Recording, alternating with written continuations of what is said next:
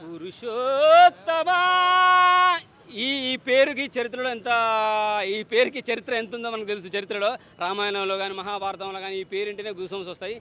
ఈ టైటిల్తో ఈ సందర్భంలో వచ్చినా కానీ ఈ సందర్భంలో నేను ఎందుకంటున్నా అంటే రాష్ట్రం మీద బయట ట్రోలింగ్ జరుగుతుంది. అది ఎంతవరకు నిజమో మనకు తెలియనప్పుడు ఏ నటులే అని కాదు భయ్యా, ఎవరి గురించి కూడా మన పక్కింటి గురించి కూడా మనకు పూర్తిగా తెలియనప్పుడు మాట్లాడద్దు. వాళ్ళ గురించి మనం బ్యాడ్ కామెంట్ వేయకూడదు.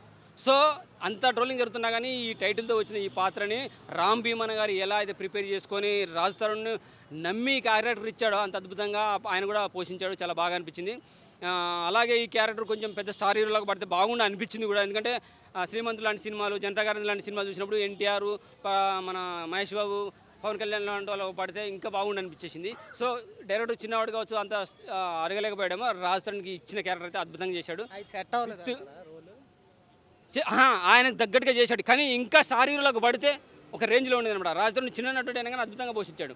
సిచ్యువేషనల్ సాంగ్స్ ఉన్నాయి, సిచ్యువేషనల్ కామెడీ ఉంది. బ్రహ్మానందం గారు కనపడ్డప్పుడైతే ఒక పోలీస్ స్టేషన్లో ఒక సన్నివేశం వచ్చేది, కుర్చీ మడత పెడితే అని చెప్పేసి రచ్చ అనమాట, అల్లరి చేశారు. మామూలుగా ఆయన కనపడితే నవ్వుతారు. ఇంకా ఆయన డైలాగ్, గుర్చిత డైలాగ్ బ్రహ్మానందం గారికి కొట్టేసరికి ఇంకా రచ్చ. ఇంకోటి కూడా ఉన్నది, సినిమా పడే ముందు ఒక యాడ్స్ వస్తూ ఉంటాయి, ఈ జీవితం ఇంతే అని చెప్పేసి, సిగరెట్ బీడి తాగినప్పుడు క్యాన్సర్లు వస్తాయని కొన్ని డైలాగ్స్ వస్తాయి. వాళ్ళకి సంబంధించిన డైలాగ్ బ్రహ్మానందం గారు కొడుతుంటే సినిమా ఆ డైలాగ్ అయిపోయేంతవరకు నవ్వుతూనే ఉన్నారనమాట. అలాగే రమేష్ గారి పాత్ర అద్భుతంగా అనిపించేసింది. సెకండ్ ప్రకాష్ రాజ్ గారి పాత్ర ఎండింగ్లో వచ్చిన సూపర్గా. ఆయన డైలాగులు కనుక, మాటలు కనుక ఇప్పుడున్న యువత తీసుకుంటే, రిసీవ్ చేసుకోగలిగితే ఫ్యూచర్లో అద్భుతమైన స్టేజ్కి వెళ్ళగలుగుతారు. అలాగే మురళీ శర్మ గారి పాత్ర కూడా సూపర్గా ఉంది భయ్య. అలనాడు చరిత్రలో రాముడు తండ్రి మాట జవదాటకుండా అడవులకైతే 14 సంవత్సరాలు ఎలా అయితే వెళ్ళాడో, ఈ రాము, ఈ పురుషోత్తముడు, ఈ రాజ్ తరుణ్ తండ్రికి వచ్చిన సన్నివేశాన్ని, అక్కడ జరిగే సిచ్యువేషన్ని, క్రిటికల్ సన్నివేశాన్ని గెలవాలి అనుకుంటే తండ్రి మాటకు విని వద్దన్నా కాదన్నా వద్దనకుండా ఈ టైప్లో కొన్ని సన్నివేశాలు జరుగుతాయి. అంటే మెంటల్గా చాలా డిప్రెషన్లకు లోన్ అయ్యే సందర్భం వచ్చినప్పుడు తను కూడా 100 days వెళ్ళాలి, ఎవరికి తెలియకుండా ఉండాలని ఆ పాత్రలో లీనమైపు అద్భుతంగా చేస్తాడు. హీరోయిన్ పాత్ర అయితే పల్లెటూరు పాత్రగా ఇచ్చారు, అద్భుతంగా ఉంది. పక్కింటి అమ్మాయిలాగా అనిపించింది, పల్లెటూరు ప్రకృతి వాతావరణం చూపించారు, సూపర్గా అనిపించింది. మంచి మూవీ, ఫ్యామిలీ ఎమోషనల్ డ్రామా అయ్యా, ప్రతి ఒక్కరు చూడాలని కోరుకుంటున్నాను అయితే.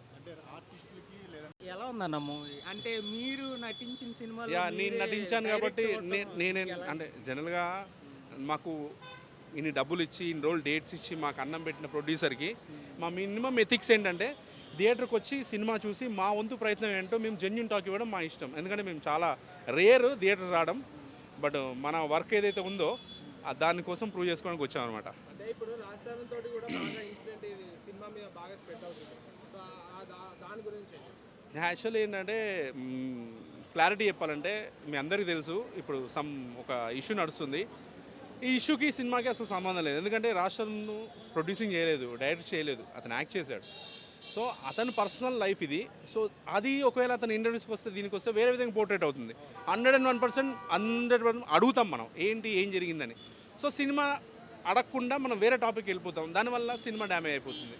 ఎన్నో సంవత్సరాలు కథ రాసుకున్న డైరెక్టరు, ఎంతో డబ్బు ఇన్వెస్ట్ చేసిన ప్రొడ్యూసరు, ఎక్కడో ముంబై నుంచి వచ్చాడండి మన తెలుగు ఇండస్ట్రీకి, వచ్చి ఒక హీరోని తీసుకొని ఇంతమందికి వర్క్ ఇచ్చాడు. సో ఇట్లాంటి ప్రొడ్యూసర్స్ రావాలని కోరుకుంటున్నాను. ఎందుకంటే ఇట్లాంటి ప్రొడ్యూసర్స్ వస్తే తెలుగు ఇండస్ట్రీ బాగుంటుంది, మీడియా పీపుల్ బాగుంటారు, మేము బాగుంటాం, అందరు బాగుంటారు. దానివల్ల నెగిటివ్ ఇంపాక్ట్ ఏమైనా పడుతుంది? యాక్చువల్ నెగిటివ్ ఇంపాక్ట్ ఏంటంటే రాజ్ తరుణ్తో నాకు పర్సనల్గా ఒక 4-5 మూవీస్ నుంచి ఎక్స్పీరియన్స్ ఉంది. రాజ్ తరుణ్ హీరోలా కాకుండా ఇప్పుడు మీరు నేను ఎలా ఉన్నానో, బాబాయ్ ఏంటి బాబాయ్ ఎలా ఉన్నావు, ఓకేనా, దెబ్బ తగిలిందా ఏంటి, ఎలా ఉంది చూసుకో, ఇలా నార్మల్గానే మాట్లాడే మనిషి.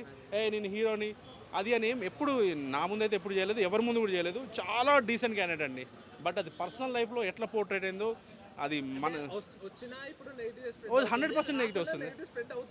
రాకుండా వస్తే ఇంకా ఎక్కువ అవుతుందండి. మీకు తెలుసు, వస్తే ఇంకా ఎక్కువ అవుతుంది. ఎందుకంటే 100% మీ యొక్క ఇట్లా వస్తుంది. దీని మీద మీ ఉద్దేశం ఏంటంటే అతను సినిమా గురించి ఏదో ప్రిపేర్ అయి ఉంటాడు, దానివల్ల డిస్టర్బ్ అయిపోతుంది అనమాట, దానివల్ల వేరే అయిపోతుంది అనమాట. ఎందుకంటే ఇది మీకంటే నాకంటే అందరికంటే సినిమా గొప్పదండి. సినిమా బతకాలి, సినిమా బతుకుతే 10 మంది బాగుంటారండి మన తెలుగు ఇండస్ట్రీలో. నెక్స్ట్ మూవీ తిరగబడరా స్వామి, దానికైనా వస్తాడు అనుకుంటున్నారా మీరు ప్రమోషన్స్?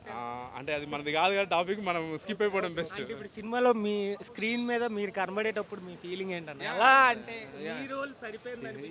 నాకేంటంటే ఈ సినిమాలో రామ్ భీమన్ సార్ ఉన్నారు, నా క్లోజ్ ఫ్రెండ్ సార్. సో ఆయన కోసం ప్లస్ ప్రొడ్యూసర్స్ ఉన్నారు, రమేష్ తేజావత్, ప్రకాష్ తేజావత్ గారు, చాలా మంచి వాళ్ళు. సో పొద్దున్న షూటింగ్ అయిన బట్టి సాయంత్రం మనకు మొత్తం అంతా క్లియర్ చేసి పంపించేవాళ్ళు. సో అట్లాంటి ప్రొడ్యూసర్స్ ఉండాలి, వాళ్ళు మంచిగా ఉండాలి, వాళ్ళు బాగుండాలని నేను మనస్ఫూర్తిగా కోరుకుంటూ, please come watch on theatres only. Thank you. Ram Charan